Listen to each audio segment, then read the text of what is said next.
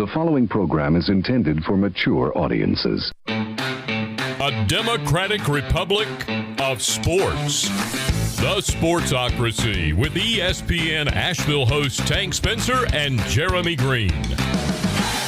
And welcome into the Wicked Weed Studio. It's the Sportsocracy. Check out our friends at wickedweedbrewing.com. Wicked Weed Brewing, drink different. 7-round mock drafts continuing here in the Sportsocracy, leading us up to the big day, the NFL draft kicking off this Thursday. We're going to be live for all 3 days of the draft right here in the Wicked Weed Studio. Did you build to something there? And then it just, what? All 3 days of the draft. Yes. Because I realize how much of an undertaking this has been, and it's going to be a very long 3 days. But I do love how you say it's mess of fun. I love how you say it's been an undertaking, and I'm the one that made all the picks. I'm the one that keeps getting called a moron on the interwebs. You got to take the lumps as they come. Oh yeah, I mean, here's the thing: when people call me an idiot on YouTube, I cry myself to sleep every time. And we know you do. Heartfelt all the time. Not once. The Los ever. Angeles Chargers, 7-round mock draft. The Chargers have the 13th pick in the NFL draft, and with it, they're going to get Rashawn Slater, according to your prognostications here. Listed as a tackle, but you think he's a guard at a Northwestern. And I shouldn't say that way. I know he's a guard. I know he can be a Pro Bowler high-level guard at the next level. Okay. I don't know what he can do at tackle. I really don't. I've seen him play tackle, and he's fine. I think he's going to have some physical limitations at tackle. The anchor on him is not really good enough to be a tackle. Mm-hmm. But he's super agile, and I think he can be a very good pull guard. And here's the way this could happen. He could start as a guard and wind up as a tackle. Could be you get him in an NFL weight room, get him coached up. I think he could eventually be a tackle. I know he's the best guard in this class, and it's not even close. All right, most people suspect that he can be a left tackle. I don't think most people. His arms are so short. Okay. That it makes me really nervous that he could ever be a left tackle. I think he could be a really good to great right tackle. He can be a high-level guard. Okay. All right. And then at their next pick, number 47, you got Dylan Redunz out of North Dakota State. He's a tackle. He's the left tackle? He's a tackle. Dylan Redunz is a tackle. And he's a damn good pass-blocking tackle. And he fits this scheme really well because you got Eckler that does so many things pre-snap. It keeps defenses off guard, and he's big and athletic. I really like this kid Redunz. He's not a natural run blocker yet, but I think that will come in time. He's a little light. But he's a gigantic human being. Mm-hmm. Technique's good, especially coming from a small school. He's going to have to grow up against competition.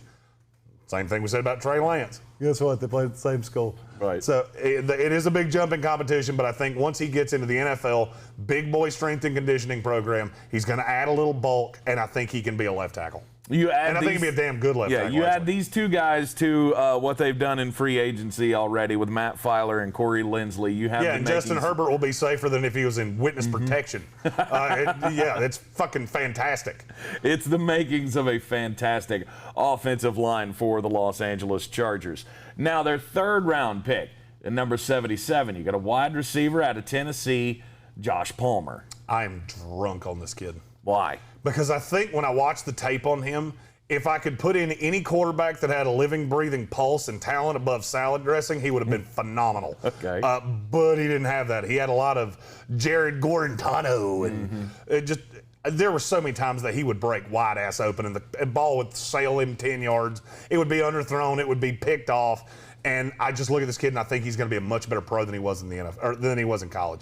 He's not got a lot of shake, but he's got really good ideal, NFL frame. 6'1", 210, really good route runner. I think can learn to be a double move savant in the NFL. He ran a lot of 9 routes at Tennessee.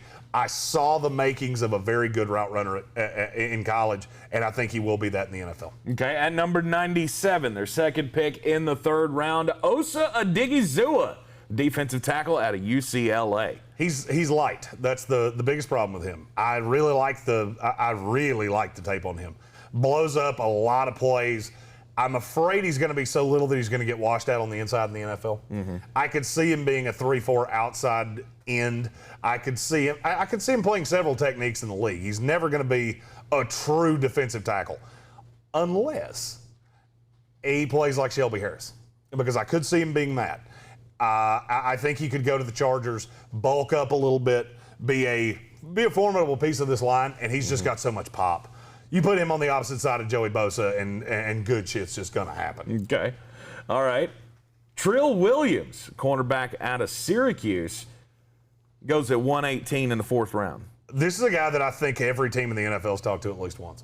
I mean, his phone bill is going to be serious at the end of this month. Of the 32 teams, I think I know of 20 that have contacted this guy. Super long, crazy good athlete, really physical. He's not super instinctive. He's going to have to learn how to play the corner position, but he's got an ideal body frame, 6'2", 200 pounds. And he plays in a way that you don't see a lot of corners play now. With spread offenses being the norm in college football, you just don't see a lot of guys that can get into the body of a big outside receiver and play that way. And Trill Williams has slot versatility. You know, this is a guy that there's a legit tape on this kid. This is a kid that nobody's talking about that's going to go higher than people think he is. I think I'm too low on him with him going in the 4th round. They might have to take him, or they take a Diggy Zua.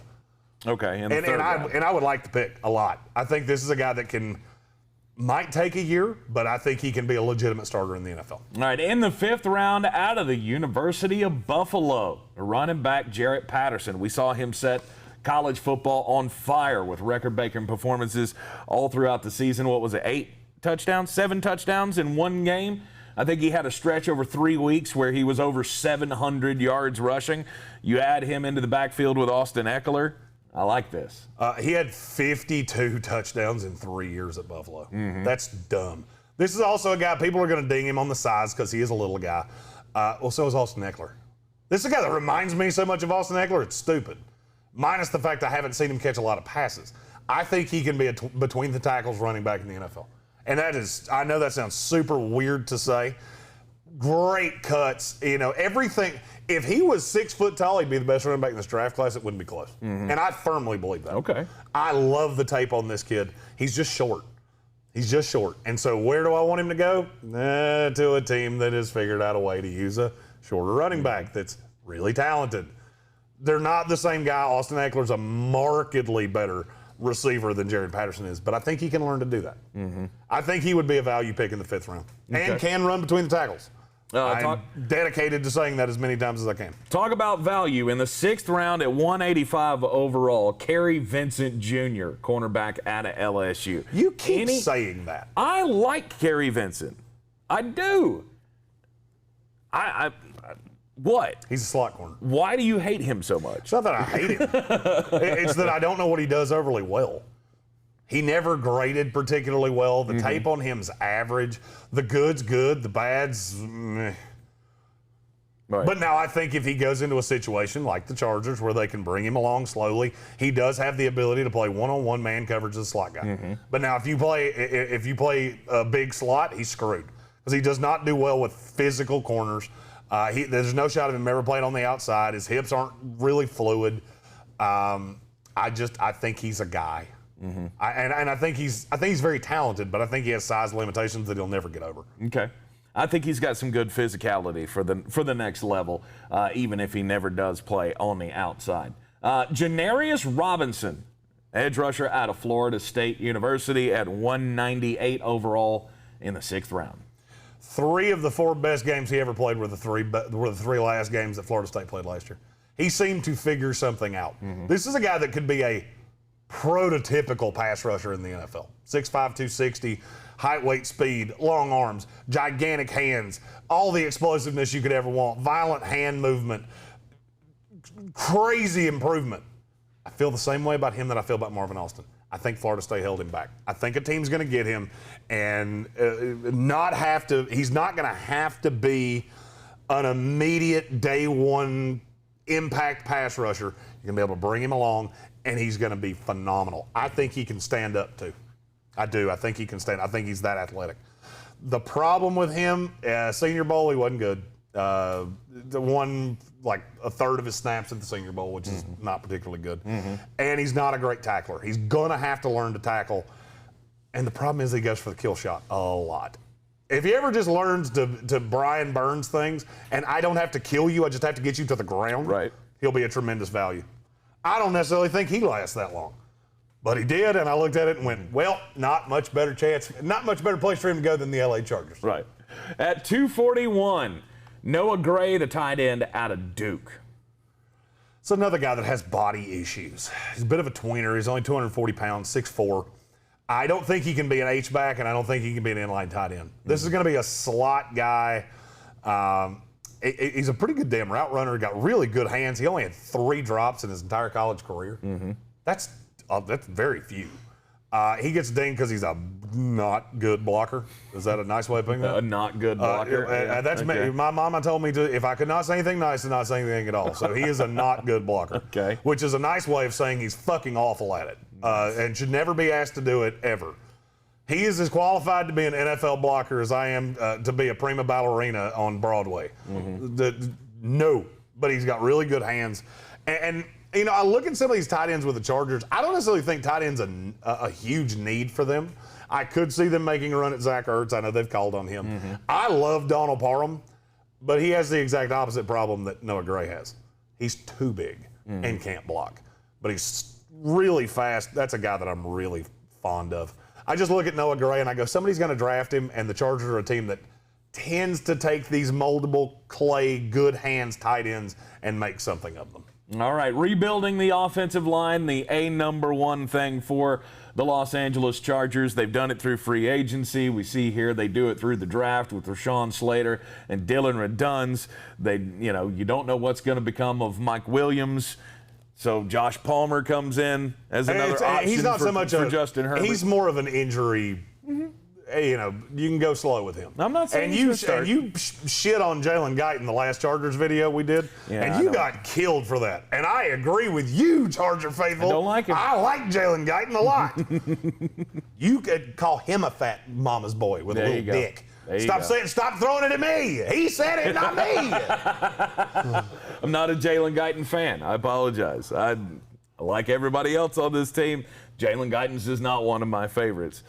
All picks. Differentiate which one of us you're talking to. Yep. Tons of fun, mullet man. All the LA Chargers picks. Odin's beard, heavyweight. You're throwing me off. All the LA Chargers picks you will hear live right here in the Sportsocracy in the Wicked Weed studio. We'll be live for all 3 days of the NFL draft. Hit that subscribe button as well so you get all of the draft prep videos rolling out here on the channel. I'm Tank Spencer. He's Jeremy Greene, and we'll see you next time.